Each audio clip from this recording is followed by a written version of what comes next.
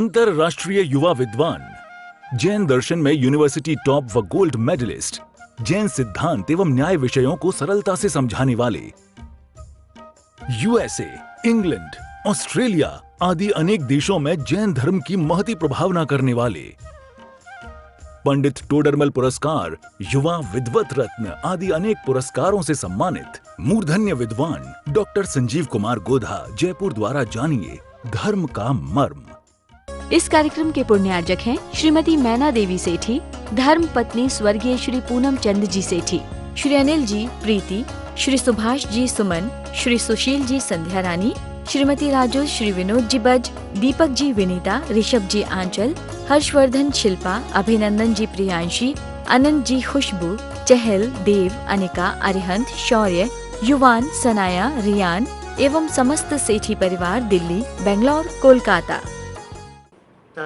जयति परम ज्योति समम समस्तैरनंत पर्यायै दर्पण तलैव सकला प्रतिफलति पदार्थ मालिका यत्र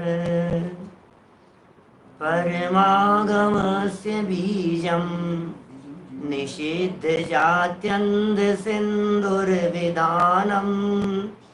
सकल नय विलसितानां विरोध मथनं नमाम्यनेकान्तम्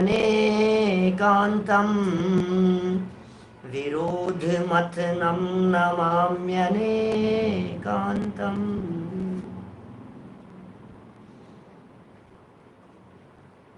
मंगलाचरण की जो दो छंद हम लोग बोलते हैं, पहला और दूसरा छंद, दूसरे छंद में कभी परमागमस्य जीवम बोलते हैं, कभी परमागमस्य बीजम शब्द का प्रयोग करते हैं। दोनों ही शब्द हस्तलिखित प्रतियों के अंदर मिलते हैं पाठांतर से, इसलिए हम जानबूझ करके कभी परमागमस्य बीजम शब्द का प्रयोग करते हैं, कभी परमागमस्य जीवम शब्द का प्रयोग करते हैं। तो आप लोगों को ये विशेष रूप से ख्याल में रहे बात, सावधानी रखने की दृष्टि से मैं बात कह रहा हूँ। जो भी वाक्य दोनों में शब्द कहा जाए, दोनों का भाव ख्याल में आपके आना चाहिए। जब इस दूसरे श्लोक पे व्याख्यान किए थे उस समय भी हमने इस बात को स्पष्ट किया था, लेकिन चूंकि आप पुस्तक देखते हैं ना, तो कभी आपको जीवम दिखता होगा, किसी की पुस्तक में बीजम लिखा हुआ होगा, फिर आपको लगेगा पंडित जी अशुद्ध बोल रहे हैं। तो वो दोनों ही पाठांतर से हैं, इसलिए उस बात की तरफ मैंने आपका आज वापस आप लोगों को ध्यान आकर्षित करवाया है। देखिए, यहाँ जो चर्चा चल रही थी अपनी, कल बहुत मार्मिक चर्चा चली थी अभिरमण और परिणमन के संदर्भ में।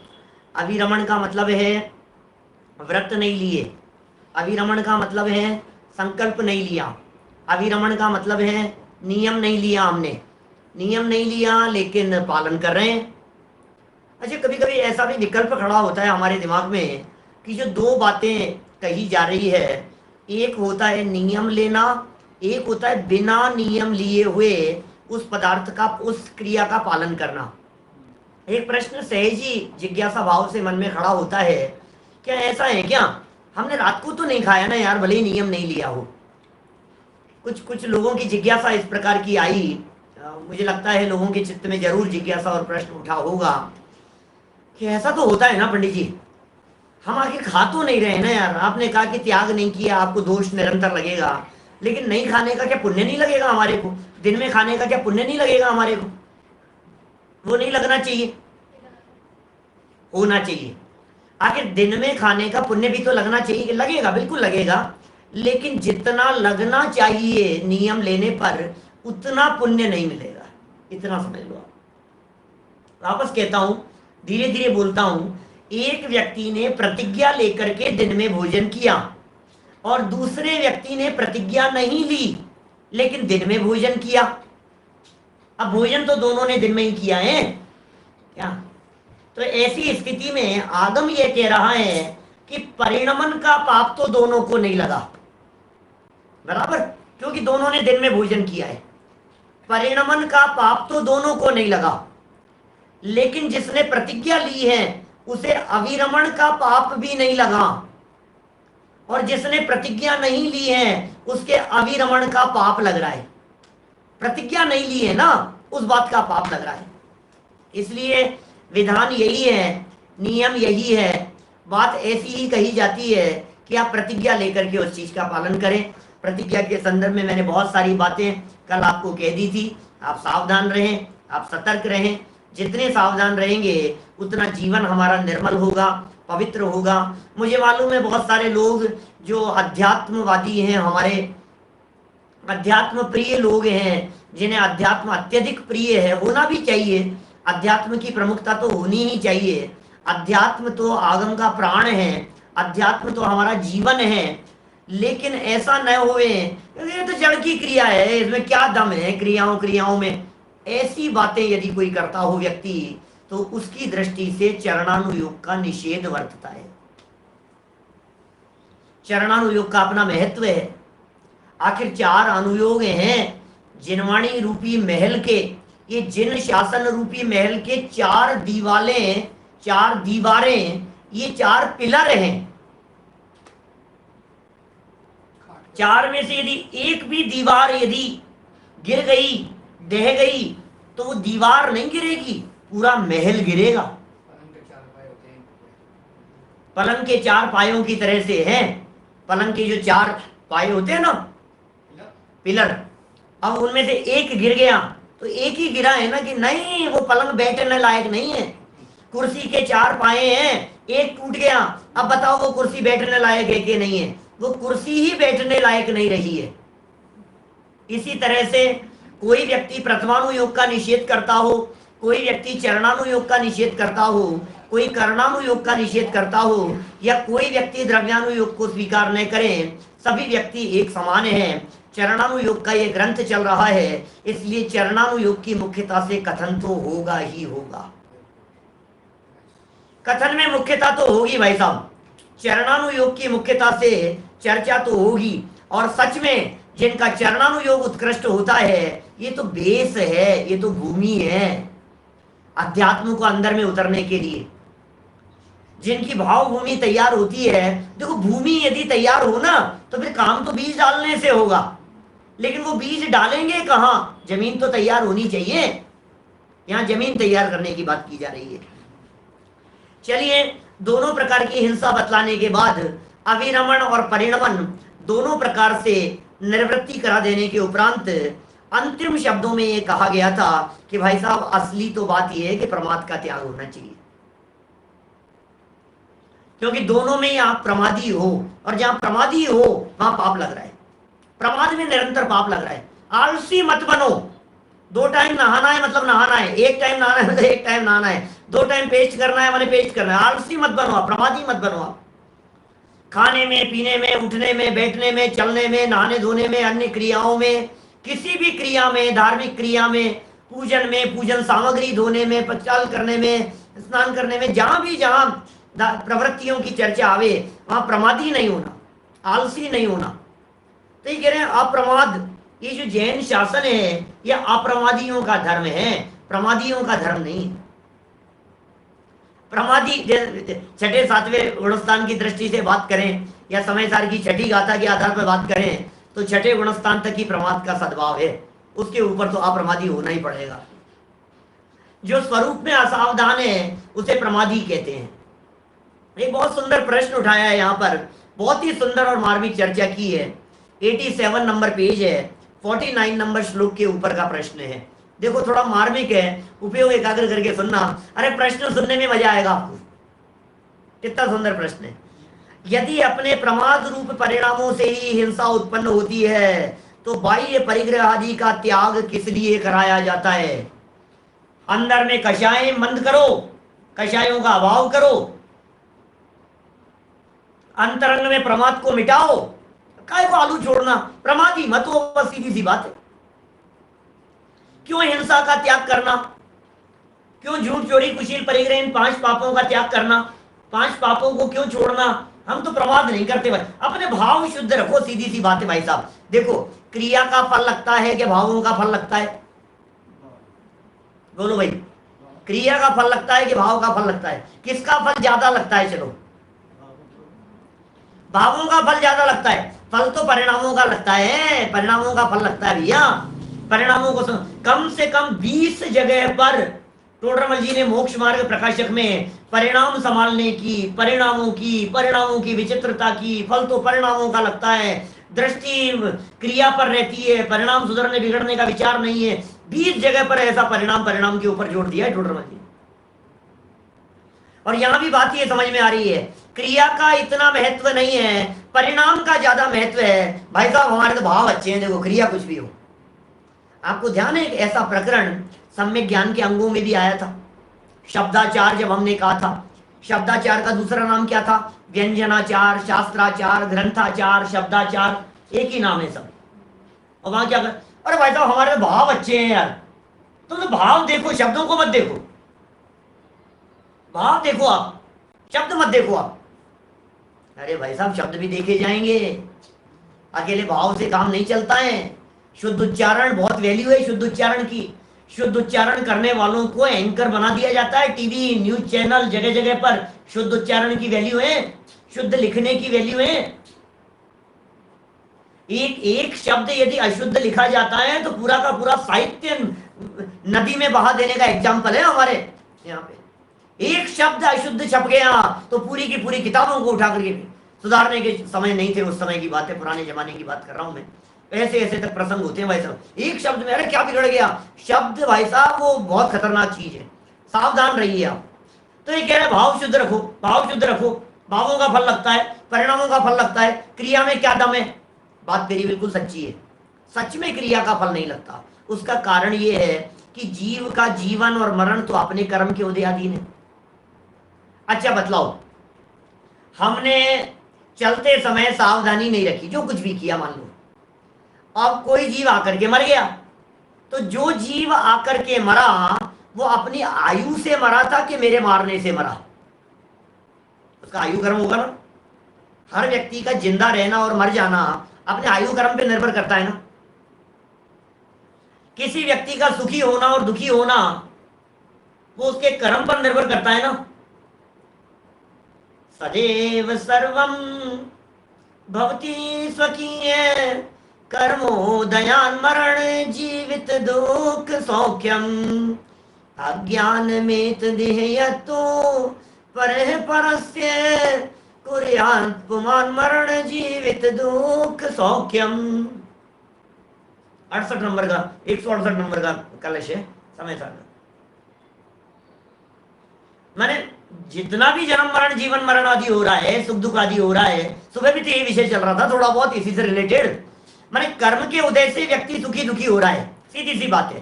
तो सामने वाला व्यक्ति मरा क्यों, अपने आयु कर्म से। तो फिर इसने जिसने गोली मारी है इसे पाप क्यों लगा, प्रश्न है हमारा। जिस व्यक्ति के हाथ से गोली चली है उसको सजा किस बात की हो रही है, पता है क्या कह रहे हैं, उसको सजा मारने की नहीं हो रही है, मारने के भाव की सजा है। क्या जैन दर्शन मारने, क्योंकि मार तो सकता ही नहीं है ना, मारने की सजा कैसे मिलेगी। यदि मैंने किसी व्यक्ति को मार दिया और मेरे मारने से कोई व्यक्ति मर गया तो फिर इसका मतलब उसके आयु कर्म का क्या होगा। मेरे दुखी करने से सामने वाला व्यक्ति यदि दुखी हो गया तो फिर उसके पुण्य पाप कर्म का क्या होगा, साता साता वेदनी कर्म का।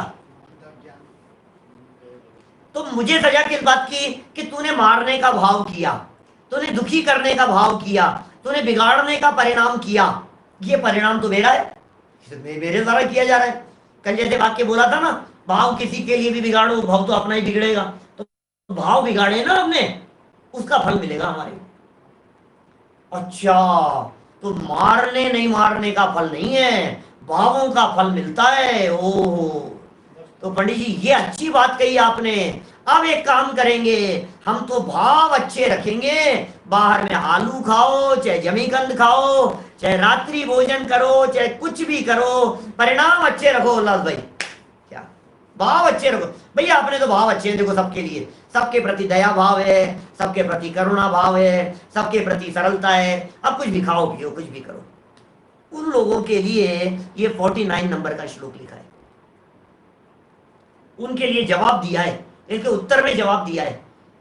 जो लोग ये समझते हैं ये जड़ की क्रिया है, जो लोग ये समझते हैं ये तो परद्रव्य की क्रिया है, जो लोग ये समझते हैं इससे तो बंधन नहीं होता है, इससे क्या फर्क पड़ता है, इस परद्रव्य की क्रिया से क्या फर्क पड़ गया है? बोलो सोगानी जी साहब, रमेश जी भाई साहब, बताओ क्या क्या है स्थिति? जो व्यक्ति ये समझ रहा है कि भाव शुद्ध रखने हैं, क्रिया से क्या फर्क पड़ता है, उस व्यक्ति के लिए ये 49 नंबर का श्लोक है, महत्वपूर्ण श्लोक है। विशेष रूप से जो लोग निश्चयावासी होने की कगार पर खड़े हैं, उन लोगों को समझने के लिए श्लोक है। कौन होते हैं निश्चयवासी? सुबह के व्याख्यान में बतलाएंगे 2 महीने बाद। निश्चयवासी कौन होते हैं? निश्चयवासी वे होते हैं जो लोग बाहरी आचरण को उड़ाते हैं और आत्मा को शुद्ध कहते हैं, वे निश्चयवासी है। आत्मा तो खाता पीता ही नहीं है भाई साहब, क्या बात कर रहे हो आप? आत्मा तो खाता ही नहीं है, आत्मा की तो क्या फर्क पड़ता है? बोलो, आत्मा तो कुछ नहीं है, आत्मा को किस बात का है यार? आत्मा तो परद्रव्य को मारता ही नहीं है, पर की हिंसा कर ही नहीं सकता है, जीव मरता ही नहीं है, आप कैसी बात कर रहे हो यार? अच्छा, मैं यदि आलू खाऊंगा, मान लो यदि इस तरह की बात करे कोई व्यक्ति कि हम खा ले साहब, तो वो जो जीव हैं वो अपनी आयु से मरेंगे या हमारे मारने से मरेंगे? हाँ, आयु से मरेंगे। तो आयु से मरेंगे तो फिर हमें हमारा क्या चक्कर है? बहुत सुंदर जवाब है, याद करना, श्लोक बहुत सुंदर है। सूक्ष्मापि न खलु हिंसा पर वस्तु निबंधना भवति पुंसः, हिंसाए तन निवृत्ति परिणाम विशुद्ध तदपि कार्या। क्या? सूक्ष्मापि न खलु हिंसा पर वस्तु निबंधना भवति पुंसः, हिंसाए तन निवृत्ति परिणाम विशुद्ध तदपि कार्या। परिणाम विशुद्ध तदपि कार्या, हिंसाए तन निवृत्ति, ये बात कह दी है। अजय जी भाई साहब क्या कह रहे हैं? सोगानी जी देखो क्या कह रहे हैं, हिंसा के कार्यों से निवृत्त हो जाना जरूरी है। बात बिल्कुल सही है आपकी, फल तो परिणामों का लगेगा, लेकिन परिणामों की विशुद्धि के लिए आपकी ये जिम्मेदारी बनती है, आपकी ये जवाबदारी बनती है कि आप हिंसा के कार्यों से भी निवृत्त होवें, हिंसा की प्रवृत्तियों से भी दूर रहें। बिल्कुल सच्ची बात है, पर वस्तु से नहीं होती है, बिल्कुल सच्ची बात है, पर द्रव्य बंध का कारण नहीं है। लेकिन पर द्रव्य बंध का कारण नहीं है, इसका मतलब ये नहीं है कि आप दिन भर टीवी के सामने बैठे रहें। पर द्रव्य बंध का कारण नहीं है, इसका मतलब ये नहीं है कि आप यद्वा तद्वा प्रवृत्ति करें। पर द्रव्य बंध का कारण नहीं है, इसका मतलब ये नहीं है कि आप गाड़ी बंगलों के अंदर ही उलझे रहें। क्या रे साहब, परद्रव्य है साहब, परद्रव्य से बंध तो होता नहीं है। ओ सुन भाई, होशियारी दिखाने की जरूरत नहीं आ जाता। माने जो भाव है ना, वो भाव ख्याल में आना चाहिए। क्या कह रहे हैं आचार्य देव? देखो जरा क्या कह रहे हैं, अन्वयार्थ देखिए इसका, श्लोक में क्या कह रहे हैं। खलु माने निश्चय से, पुंस है माने आत्मा के। पुंस है माने कौन होता है? पुंस, पुंस पुरुष, पुंस पुरुष माने आत्मा। कहा था ना पुरुष थे, ऐसा पीछे कहा था अपन ने, चर्चा हुई थी, पुरुषार्थ सिद्धि उपाय में पुरुष की व्याख्या की थी। ये कह रहे हैं निश्चय से आत्मा के पर वस्तु निबंधना, पर वस्तु के कारण से उत्पन्न हो ऐसी सूक्ष्म हिंसा भी न भवती, नहीं होती। ये तो हो गया सिद्धांत, ये तो हो गया महावाक्य। क्या? ये तो बहुत गहराई से बात कह दी गई है यहाँ पर, सच्ची बात है। दुनिया में कोई व्यक्ति तुम्हारे को विकारी नहीं करा सकता, दुनिया में कोई व्यक्ति तुम्हारे को पापी नहीं करा सकता, दुनिया का कोई व्यक्ति तुम्हारे परिणामों को बिगड़वा नहीं सकता है, जब तक कि ये जीव स्वयं रागी होकर के विकारी न हुए। स्वयं विकार भाव रूप परिणमन करे तो करे, दुनिया की तो ताकत है नहीं जो इसको विकार भाव रूप परिणमन करा सके। परद्रव्य जबरन विकार तो कराता नहीं है, परद्रव्य कोई जबरन परेशान तो करता नहीं है, ये स्वयं ही पर का अवलंबन लेकर के परेशान होता है। ख्याल में आ रही बात? धन्यवाद जितेंद्र जी। वैसा 49 नंबर के श्लोक में पीछे इस तरह की बात कही थी। 49 नंबर, 49 तो चल रहा है अभी, और पीछे जो बात कही गई थी वो कौन से श्लोक में कही थी जो मैंने कही, वो देखना जरा, आएगी बात ख्याल में। देखो क्या कह रहे हैं, आत्मा के पर वस्तु के कारण से उत्पन्न हो ऐसी सूक्ष्म हिंसा भी नहीं होती, तो फिर क्या करें? तो भी, तदपि माने तो भी, परिणाम विशुद्धये, परिणामों की निर्मलता के लिए हिंसाय तन्निवृत्ति, हिंसा के स्थान रूप परिग्रह आदि का त्याग कार्य करना उचित है। भाई साहब, हिंसा का त्याग करो, हिंसा के आयतनों का त्याग करो, जिस जगह पर हिंसा होती है उन जगहों का त्याग करो, जिन प्रवृत्तियों में हिंसा होती है उन प्रवृत्तियों का त्याग करो। जिस जगह पर जिन वस्तुओं के सेवन करने में दृश्य जीवों का घात होता हो, स्थावर जीवों का घात होता हो, जिनमें बहुत बहुघात होता हो, अनुपसेव्य हो, नशाकारक हो, हिंसा बढ़ाने वाले हो, 22 प्रकार के अभक्ष्य हो, इन सब चीजों का त्याग करो बुद्धिपूर्वक, ऐसा सिखा रहे हैं यहां पर। आपको अपना जीवन पवित्र बनाना है या नहीं बनाना है? देखो, हिंसाए तन्निवृत्ति, परिणामों की निर्मलता हो ही नहीं सकती है। एक व्यक्ति ये बात कहे, अच्छा शराब पीने से दोष लगता है, ठीक है मैं शराब तो नहीं पीऊंगा, लेकिन क्या कहते हैं, शराब के उस जगह पर है, शराब का अड्डा जहां है, ठेका जहां है, जिस जगह पर, वहां जाकर के बैठूंगा, बस पीऊंगा नहीं। बोलो क्या कहना है आपको? पीऊंगा नहीं भाई साहब, मैं बस वहां जाकर के बैठूंगा, मैं भाव शुद्ध रखेंगे, पिएंगे नहीं। अरे भाई सुन, उस जगह का भी निषेध किया गया है। जो स्थान पाप के स्थान हैं, उन पाप के स्थानों का भी त्याग किया जाता है, पाप रूप प्रवृत्ति का त्याग किया जाता है और कराया जाता है। नहीं तो फिर क्या होगा? आप तो भाव शुद्ध रख लो, मुनि बनने की क्या जरूरत है,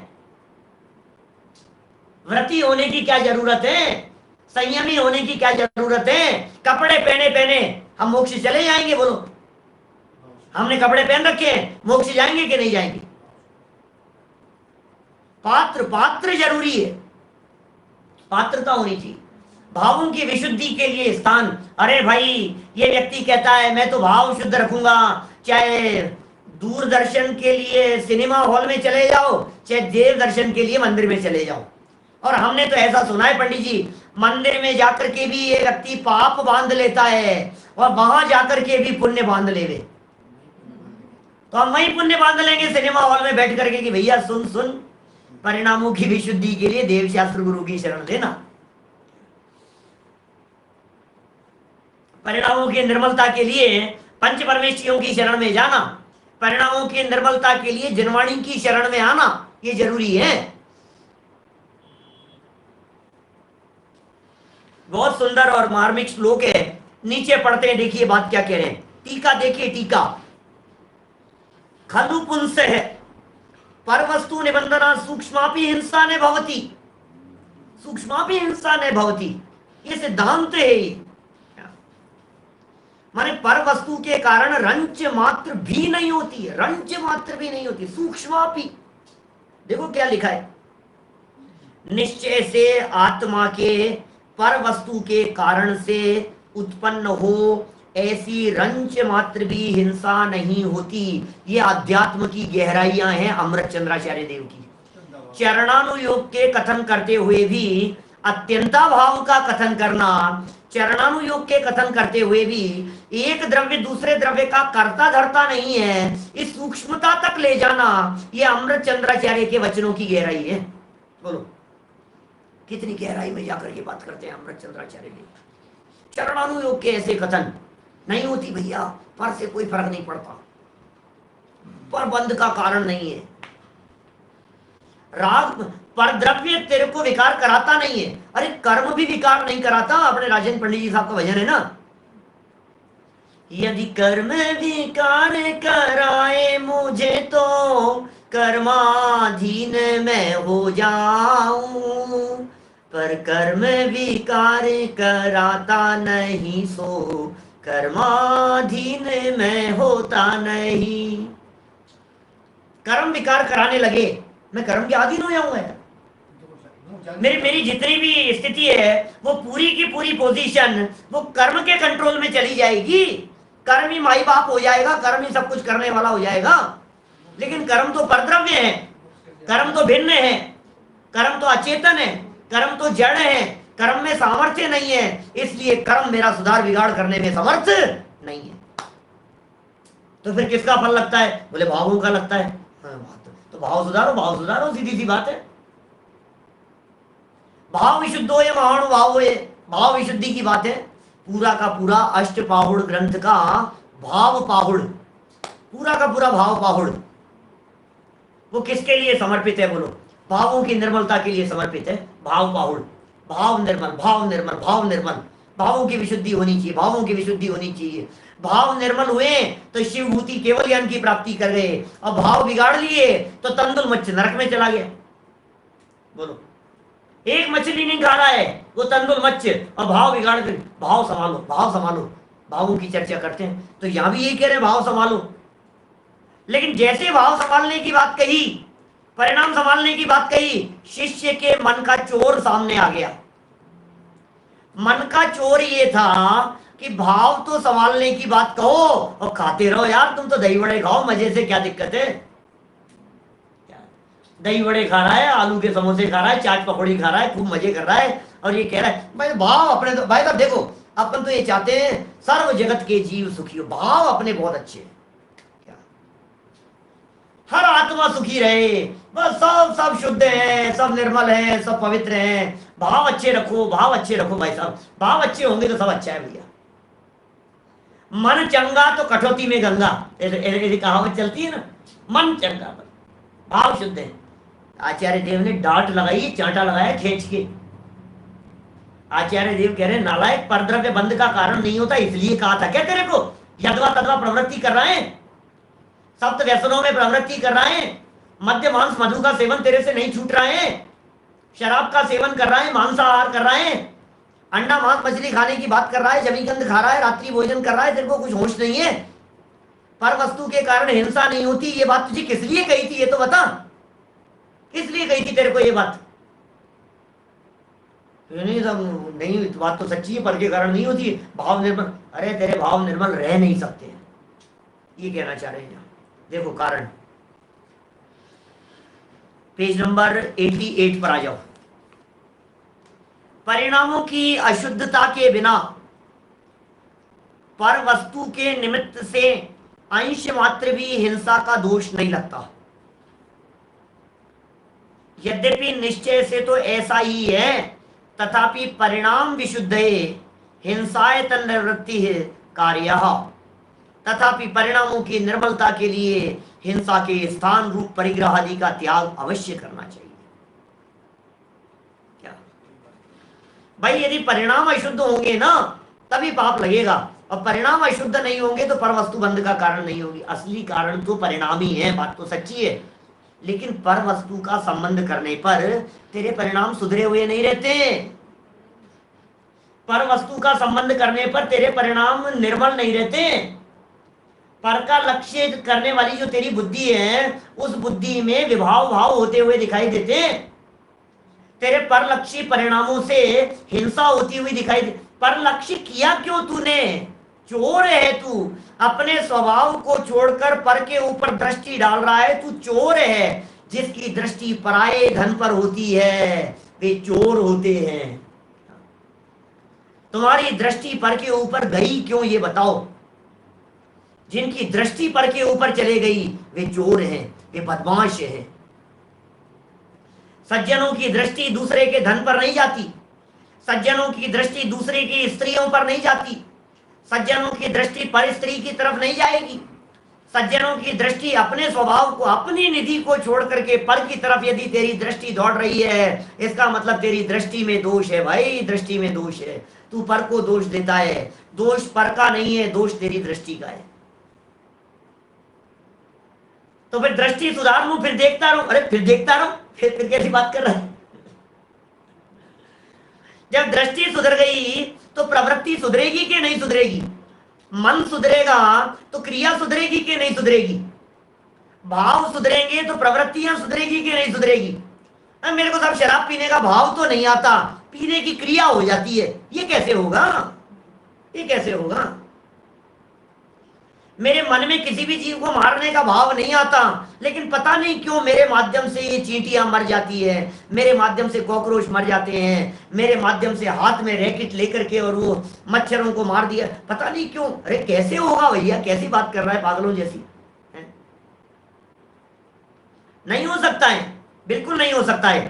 सावधान रहिए आप। देखिए, परिणामों की निर्बलता के लिए परवस्तु निबंधना, कितना सुंदर श्लोक है।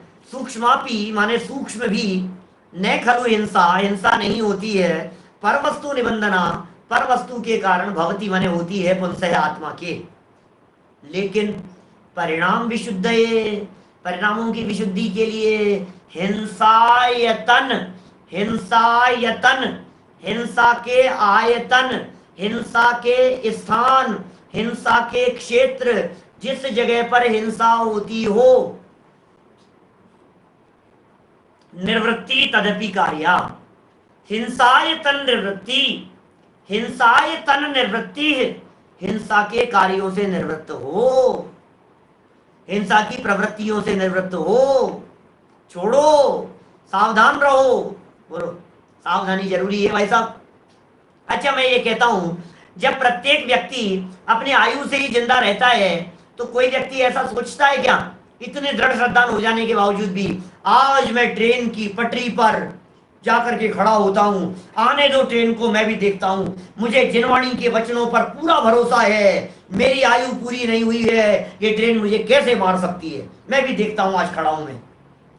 जहर की बोतल लाओ, मैं पीने के लिए तैयार हूं, क्योंकि मुझे पूरा भरोसा है जिनवाणी के वचनों के ऊपर कि भैया जब तक आयु पूरी नहीं होगी तब तक मर नहीं सकता हूं, पूरी बोतल पी जाऊंगा मैं। बोलो, लगता है भैया तेरी आयु पूरी होने का काल आ गया है।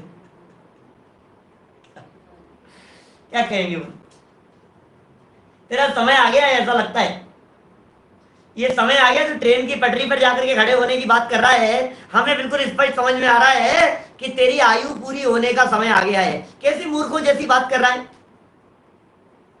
जब हम ये बात समझ रहे हैं कि आयु कर्म से जिंदा और मरता है, हमने इस बात को समझ लिया, तो फिर ये समझने के बाद में कोई व्यक्ति जहर खाता है क्या, कोई व्यक्ति फांसी का फंदा लगाता है क्या, आयु कर्म से जिंदा रहने की बात समझने के बाद में? नहीं करता है ना, वो प्रवृत्ति भी नहीं करता है ना। तो जब ये बात हमारे समझ में आ गई कि पर वस्तु के कारण हिंसा नहीं होती है, तो फिर हिंसा रूप प्रवर्तन भी क्यों करेगा, वो प्रवर्तन भी क्यों करेगा, प्रवृत्ति भी छूटेगी, सीधी सी बात है। वो कार्य भी छूटेंगे, वे कार्य भी बदलेंगे। बिल्कुल स्पष्ट है भाई साहब। ये जैन दर्शन बिल्कुल ऐसा नहीं है, ऊपर ऊपर की बात नहीं है, सूक्ष्मता में, अंदर की गहराई में जाकर के बात करो तो बात आपको समझ में आवे, ऐसी बातें हैं। देखिए, भावार्थ की तरफ बढ़ते हैं अपन लोग, चलें भावार्थ की तरफ आगे। जो भी परिणाम होता है, जो भी परिणाम होता है, वह किसी वस्तु का अवलंबन पाकर ही होता है। क्या कहा? जो भी परिणाम हुआ, परिणाम हुआ, भाव हुए, शुभ भाव हुए चाहे अशुभ भाव हुए, चाहे शुद्ध भाव हुए। देखो, भावों के लिए अवलंबन कंपलसरी है। जब आपके उठने वाले जो भाव हैं, उन उठने वाले भावों का अवलंबन हिंसात्मक क्रियाएं और परद्रव्य होते हैं, तो पाप पाप बंधेगा, पाप भाव है। और जब आपके होने वाले जो भाव हैं, उन भावों का अवलंबन पंच परमेष्टि होते हैं, तो पुण्य बंधन होता है।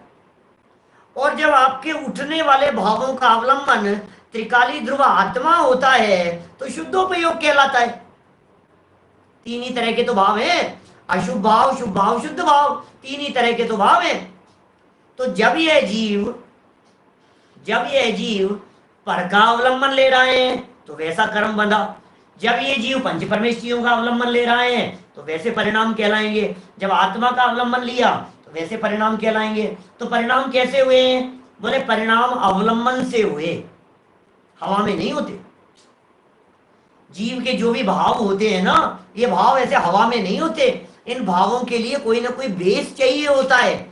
अब वे बेस पंच परमेष्टि भी हो सकते हैं, वे बेस पांच पाप भी हो सकते हैं, वो बेस अपना पंचम पारिणामिक भाव भी हो सकता है। पांच पाप, पांच परमेष्टि और पंचम पारिणामिक भाव, अब तीनों में से जैसा अवलंबन वैसा परिणाम। क्या अवलंबन? इधर पाप, इधर पुण्य और इधर धर्म, सीधी सी बात है। तो परिणामों के लिए अवलंबन तो चाहिए, बिना अवलंबन के परिणाम नहीं होते। कितनी सुंदर बात कही है।